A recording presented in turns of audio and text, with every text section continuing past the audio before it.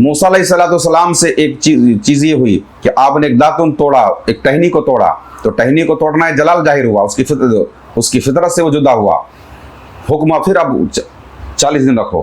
بسم اللہ الرحمن الرحیم، اللہم صلی وسلم علی سیدنا محمد وعلی آل سیدنا محمد کما تحب وترضی بان تصلی علیہ صلی اللہ تعالیٰ علیہ وسلم۔ اللہ کی خاص نعمت و رحمت پانے کے لیے خاص اعمال ہوتے ہیں، خاص نعمت کے لیے، خاص امانت کے لیے خاص عبادت کی ضرورت ہوتی ہے۔ یاد رکھیں کہ اللہ تبارک و تعالیٰ کسی خاص اور بڑی نعمت عطا فرمانے سے پہلے بندے کو ایک بڑی ریاضت اور ایک خاص طرح کی عبادت کی طرف اس کو راغب فرما دیتا ہے۔ پیارے آقا صلی اللہ تعالی علیہ وسلم نزول وحی سے پہلے، ہے نا، یعنی قرآن پاک کی جو سب سے پہلی آیت نازل ہوئی،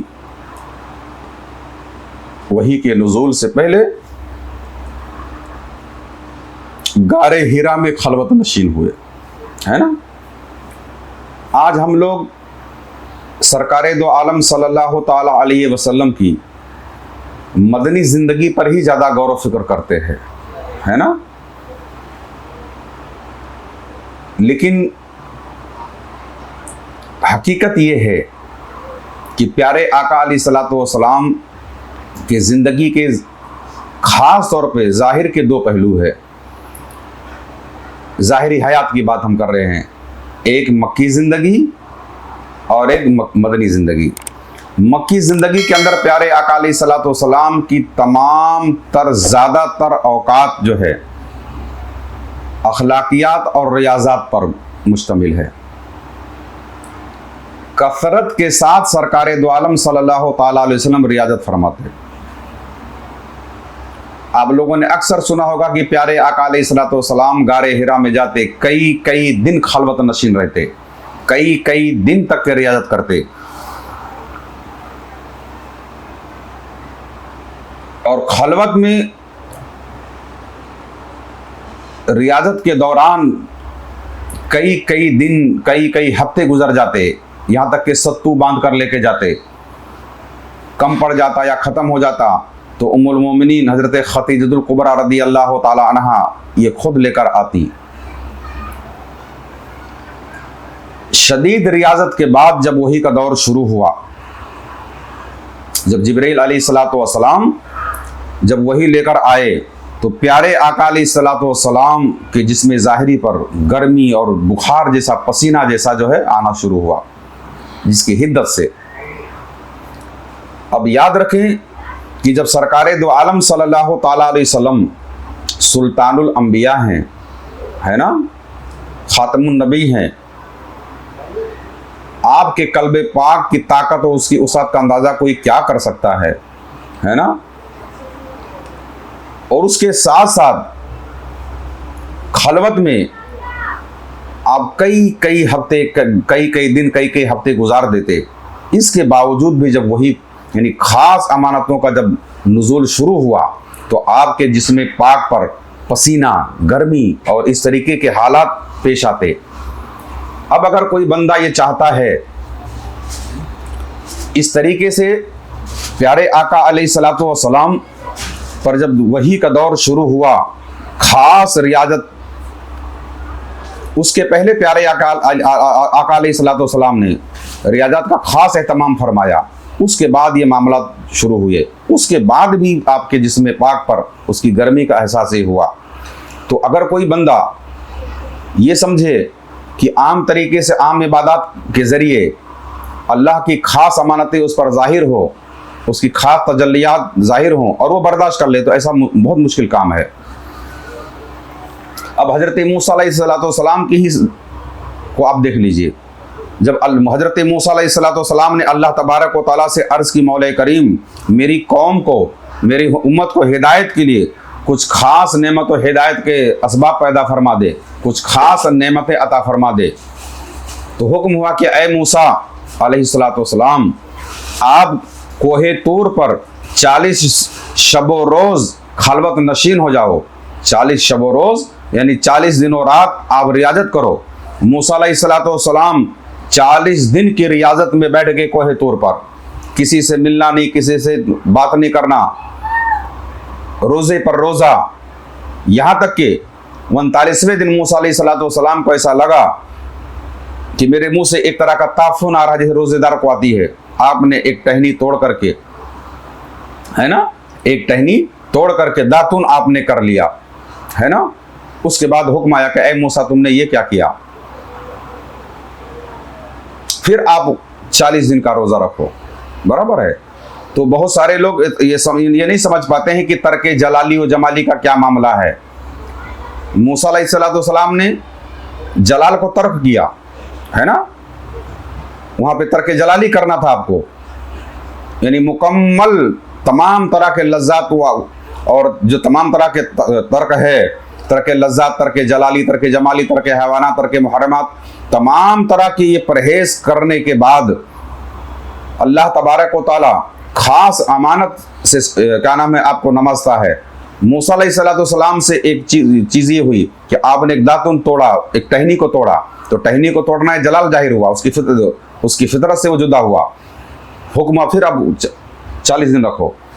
उसके बाद फिर आपको अल्लाह तबारक व तआला ने तौरात मुक़द्दस जैसी अजीम अपनी किताब से आपको नवाजा, आपकी उम्मत की हिदायत के लिए। इसी तरह ये दो अंबिया अलैहिस्सलाम, हमारे प्यारे आका मूसा अलैहिस्सलाम के वाक़यात मैंने बयान करने का मकसद ये है कि अगर कोई शख्स खास अल्लाह से नेमत चाहता है इस रूहानी लाइन में, तो उसके लिए खास इबादत भी हैं। इसीलिए सूफिया कराम, पीराने उज़ाम ने अल्लाह तबारक व तआला के खास उलूम को हासिल करने के लिए, ये तमाम ज़ाहिरी तालीम हासिल करने के बाद मखसूस किस्म की जो रियाज़ात हैं खलवत नशीन होकर के वो करते हैं। फिर उनके कल्ब पर, फिर उन पे कल्ब पर कश्फ, इल्हाम, इल्का जैसी नेमतों से अल्लाह तबारक व तआला उनको रोशन फरमा देता है। उनके कल्ब पर इस तरह की चीज़ों को परवरदिगार आलम जाहिर फरमाता है ना। तो खास तौर पर जब तक के बंदा मखसूस इबादत नहीं करता है, तब तक के उस पर इस तरह के पर्दे की चीज़ें जाहिर नहीं होती हैं। इसीलिए सूफिया कराम ने अपने मुरीदीन को कोई 40 दिन के लिए, कोई 4 महीने के लिए, कोई 6 महीने के लिए, कोई 10 दिन के लिए, कोई 3 दिन के लिए तरह तरह के रियाजात खलवत नशीनी के करवाते हैं। फिर उसके कल्ब के अंदर वो ताकत आ जाती है ताकि अल्लाह तबारक व तआला के तजल्लियात को वो जज्ब करके महफूज करे और उससे दूसरों के लिए रुश्द व हिदायत के काम आ सके। अब इन तरह के रियाजतों के बाद अल्लाह तबारक व तआला, अब ये सूफिया इस तरह की नेमतें हासिल करने के बाद मखलूक खुदा की खिदमत और उनकी रहबरी के काम आते हैं और खुदा के तरफ बंदों को माइल करने का एक सबब बनते हैं, ताकि और अमामुन्नास में से जो इसके अहल होते हैं उस तरफ आते हैं और उनके आदाब के ज़रिए और दिगर रियाजात के ज़रिए उनके कल्ब के अंदर इतनी ताकत और उसत पैदा हो जाती है कि बंदा फिर उसके अल्लाह तबारक व तआला की तरफ से जो आने वाली अनवार व तजल्लियात को अपने कल्ब के अंदर महफूज करके फिर अल्लाह की मखलूक को अल्लाह के तरफ ले जाने का सबब बनते हैं। अब याद रखें कि कश्फ, इल्हाम, इल्का और रूहानी ख्वाब ये सब वही के ही ज़ेली तरजे हैं, दिगर अक़साम उसी के अक़साम में से हैं जो सूफिया पर इस तरह की चीज़ें ज़ाहिर होती हैं। अल्लाह तबारक व तआला नूर है, उसका कलाम भी नूर है और अल्लाह ताला हमारी शरक से रगेजां से भी करीब है और हमारे रगेजां से करीब होने के बावजूद भी हम उसका इदराक अपने शऊरी हवास से नहीं कर सकते हैं, है ना। अल्लाह तबारक व तआला हमारे शरक से भी करीब है, उसके बावजूद भी हम उसका इदराक शऊर के तौर पर नहीं कर सकते हैं। इसका मतलब ये हुआ कि जो अल्लाह ताला का के कलाम का नूर है वही جو کہ اللہ تبارک و تعالیٰ کے کلام کا نور ہے، وہی اللہ کے کلام کا نور ہے۔ اس نور کو جذب کرنے کے لیے پہلے شعور میں سکت و طاقت ہونی چاہیے، اور شعور یعنی اس طاقت کو اس تجلی کو برداشت کرنے کے لیے ہمارے شعور میں طاقت ہونا ضروری ہے۔ شعوری سکت کے بنا پر وہی کی مختلف طرزیں وجود میں آتی ہیں۔ جب ہمارے کیا نام ہے شعور کے اندر وہ طاقت ہوتی ہے تو وہی کی جو کیا نام ہے دیگر طرزیں ہیں، جیسے کہ کشف ہے، الہام ہے، القاء وغیرہ، یہ سب اس پر وارد ہوتی ہیں۔ یاد رہے انبیاء علیہ الصلوۃ والسلام کو براہ راست اللہ تبارک و تعالیٰ تربیت فرماتا ہے۔ یہ اس طرح کی جو عام صوفیہ کو، اب اس میں کوئی یہ شخص یہ گمان نہ کرے کہ انبیاء بھی اس ریاضت کے محتاج ہیں، ایسا نہیں ہے، بلکہ اللہ تبارک و تعالیٰ پیدائشی طور پر ان کو یہ طاقتیں عطا فرماتا ہے، مگر اس کے باوجود بھی اس طرح کے ریاضات وہ کرتے ہیں۔ سمجھ آیا؟ یہ کوئی یہ گمان نہ کرے کہ مطلب کہ وہ اس کے وہ ہیں، بلکہ انہوں نے کیا، اور بہت سارا کام انبیاء علیہ الصلوۃ والسلام نے امت کی تربیت کے لیے بھی فرمایا ہے نا۔ لہٰذا ان کے شعور میں اتنی طاقت پہلے سے تھی کہ وہ وحی کے انوار کو براہ راست اپنے لطیفہ قلبی کے اندر منتقل کرنے کی قوت رکھتے تھے۔ تمام انبیاء کے اندر یہ طاقت ہوتی ہے پیدائشی طور پر کہ وحی کے نور کو، اس کے انوار کو اپنے قلب کے اندر، ان کے قلب کے اندر اتنی طاقت اللہ تبارک و تعالیٰ پیدائشی طور پر ان کو پیدا فرماتا ہے کہ اس کو اپنے اندر جذب کرنے کی وہ قوت رکھتے ہیں۔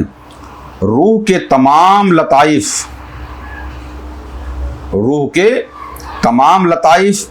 جو ہے تمام لطائف کا اصل مرکز ہے۔ جو ہماری روح ہے تمام لطائف کا اصل مرکز ہے، جن مراکز میں روشنیاں ذخیرہ ہوتی ہیں۔ بات سمجھ آ رہی ہے؟ روح جو ہے، جو ہمارے جسم کے اندر جو تمام لطائف ہے، لطیفہ قلب ہے، نفس، لطیفہ قلب ہے، روح ہے، نفس ہے، سر ہے، خفی ہے، اخفا، جو تمام لطائف ہمارے اندر موجود ہیں، روح جو اس کا مرکز ہے۔ اور یہ جب ایک کسی بھی لطیفے کے اندر، لطیفہ قلب کے اندر جب یہ طاقت ہوتی ہے تو اس طرح کی غیبی چیزیں شعور کے پردے میں پڑھ کر جب ہمارے قلب میں اترتی ہے تو اسی کو کشف و الہام اور القاء کے اقسام کہا جاتا ہے۔ اللہ تبارک و تعالیٰ اپنے خاص علم سے، علم لدنی سے ہم سب کو نوازے، اور اس کی مخلوق جو اس سے کسی بھی وجہ سے دور بنی ہوئی ہے، اللہ تبارک و تعالیٰ ان کے ہدایت کا سبب بنائے۔ آمین ثم آمین برحمتک یا ارحم الراحمین۔ اگر آپ بھی کچھ روحانی خدمت کرنا چاہتے ہیں تو اس چینل کو سبسکرائب کریں اور اس کا لنک بھی شیئر کریں۔